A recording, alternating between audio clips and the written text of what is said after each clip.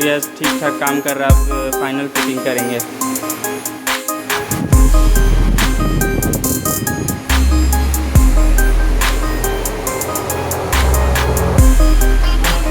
हो गया, सब कुछ अच्छे से वर्क कर रहा है।